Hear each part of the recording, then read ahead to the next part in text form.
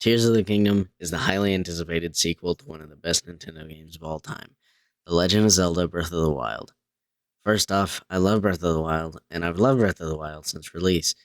Other open world games just don't do it for me like Breath of the Wild. Everything just feels so barren, like I'm walking in this area just so I can get to a town or something interesting.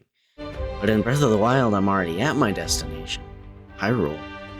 Every second of gameplay is valuable, and nothing feels wasted. But I don't want to talk about Breath of the Wild. I want to talk about Tears of the Kingdom. First, let's talk about how they tripled the map. Everyone online was talking about how the sky is basically doubling the Breath of the Wild map, and that argument got even worse when they revealed the underground. When in actuality, the sky that we expected to look like this really looked more like this. Besides the starting island, almost all of the Sky Islands were just copied and pasted models that only exist to have a shrine and a Korok on them. Maybe if you're lucky, you'll get, a clothing set. And the underground. The underground is like dangling a treat in front of a dog and then making it play the TOTK underground. Unlike the Sky Islands, this is actually a whole new map in terms of pure size, but when you actually play it, it's really clear that they sacrifice the detail for the scale. The underground is just not a fun open world. It's mainly barren with only two slightly different biomes that you'll encounter occasionally. Fuse was hyped up so much. I mean, how could you not love this? It's such a no-brainer. It sounds like the perfect addition to the game, but it claimed to do just so much more than it actually did. This was supposed to be a solution to the durability system that everyone hated from Breath of the Wild for some reason, and they totally had the opportunity to make it that solution. But this system is just not it. Let me explain the math behind the system to illustrate my point. Whenever you fuse an item to a weapon, you get plus 25 durability points on that weapon, with the exception of wooden sticks being 10. For reference, that's about one sturdy wooden stick worth of durability. Durability points work like this. One hit equals one durability point. So let's say you fuse something with 10 durability. Now you have something with 35 durability. Great. That didn't really do anything. Ultra Hand is one of the few things that was pretty much what it was advertised to be. It's Magnesis but better, and it inspired so much creativity in the Zelda community online. You make cool stuff, you move cool stuff, and you use cool stuff. The only thing I remember being disappointed about is that you can only attach 21 objects together at once, so no big builds or anything, no bases like that. But that was really wishful thinking, so I think it's understandable that they couldn't do that. Dungeons. Maybe this is just me, but I'd gladly take Divine Beasts over these any day. At least the Divine Beasts had nice puzzles and creative use in the story. One of these is literally just a bunch of floating islands with no recognizable features at all. These dungeons overall just feel uncreative and boring. I really hate these open dungeons.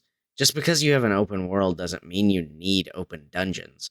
Open dungeons are basically just closed off open areas that allow you to explore at your own pace, but for me, this sacrifices creativity and story within a dungeon. The fire dungeon was personally confusing for me. I just ended up cheating all the way through it. The water dungeon was just so incredibly boring. It's just a sky island. It's so boring. The desert dungeon was better, It's okay. The Gibdos are really cool. The wind dungeon is really impressive, I like the platforming and the actual story relevancy of the dungeon itself, the physical dungeon.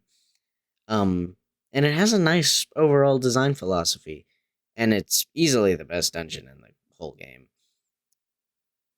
Sage abilities are the worst rewards for beating a dungeon. First, they're not really interesting powers. It's a meteor, a robot, thunder, horizontal or volley scale, and what is effectively a bucket. And that's ignoring the blatant design flaws in how you actually use these things.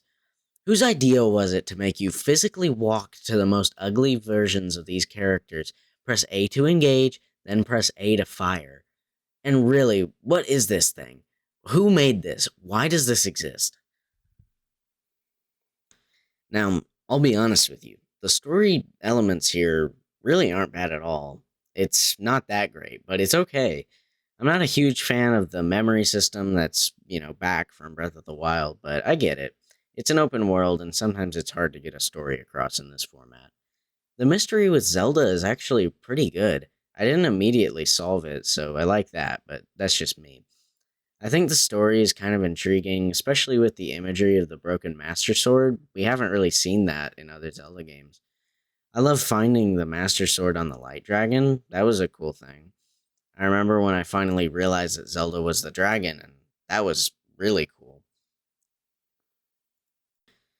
The characters, they're kind of forgettable. Raru is a cool idea, but he's forgotten about pretty quickly. I hated hearing the same story about the imprisoning war over and over again. I didn't even I didn't even get it even though I heard it 5 times. That's probably my fault though. I like the stages. I like that the sages from Ocarina came back. That was really cool. Ganon was done well. You know, there's not much more to say about Ganon. He's done pretty well. Like I said, Tears of the Kingdom is a flawed masterpiece. And there really are great things about this game. For starters, this game's intro is so much better than the Great Plateau. This intro is awe inspiring. The art design is amazing. It's not just a grassland. We get a threat immediately into the story. We're intrigued to finish the Great Sky Island, to finish solving this mystery with Zelda. Second, despite how I think the focus on creativity is a bad trend, that doesn't mean that creativity is done badly. Ultra Hand is amazing and it's inspired so many unique builds. Fuse is such a no brainer in concept. It's really easy to understand and it's super cool.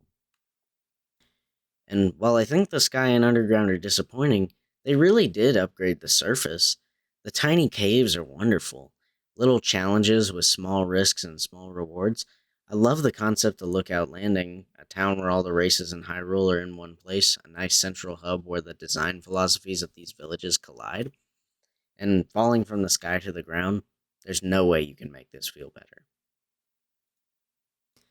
The bosses are so much better than the calamities could ever be. Nice, unique bosses, cool design, cool gameplay, just cool everything. The first Gloom Ganondorf that you fight in the Deku Tree, that's really cool. It felt like I was actually fighting a real person in a Zelda game for once. And the final boss, it's amazing. I love when Ganon's health bar goes off the screen like he's overpowering you in a Dragon Ball Z fight. And it was actually a little difficult. It tested my skills a little. I love being able to cheat, but in order to cheat, you have to understand the tools that you're given. It really allows players to be rewarded for their hard work. So, while I love Breath of the Wild and Tears of the Kingdom, I think Nintendo loves them a little too much. In an interview with Eiji Aonuma, he was asked if he wants to continue making Zelda games with the same free roam type of gameplay that Tears of the Kingdom and Breath of the Wild have been doing. And he said, "It's interesting when I hear those people say those things. Because I'm wondering, why do you want to go back to a type of game where you're more limited or more restricted? To me, this is really scary. Aonuma doesn't seem to understand what made the early games so great. It seems like his view is similar to not open world, not fun. Ironically, his focus on creativity for players leads to a lack of creativity in his game design. I also think that this is kind of exemplified in the new Zelda game, the Zelda game. The main focus of this game, at least from the trailers, it hasn't come out yet, is creativity equals fun. From the trailers, they mainly focus on the ability to, copy objects in this magic system, and I'm really hoping that they can pull off this idea without it being the main focus. I hope that we can see a happy balance between storytelling and creative gameplay.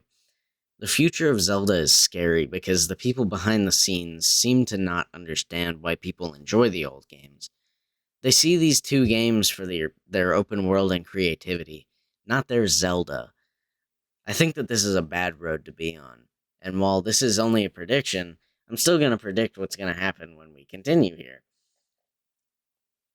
My prediction is people are going to mildly enjoy Echoes of Wisdom, and they won't be talking about it after a week. A new Zelda trailer will be released for the next generation of hardware. A big game.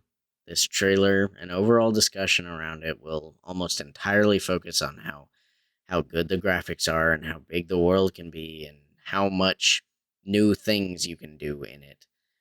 And while these things are really good, these things have never made Zelda Zelda. The only criticism Nintendo actually heard was that the map was too similar to Tears of the Kingdom and Breath of the Wild. So for this game, they'll make a new map, maybe even in a new engine.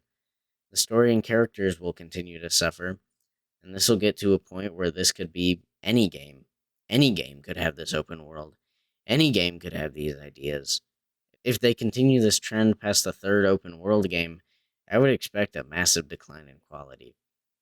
I love Zelda, and I love Eiji Onuma, but I'm scared that Zelda will become something that doesn't appeal to me. We should criticize these games when they mess up, not because we hate them, but because we love them.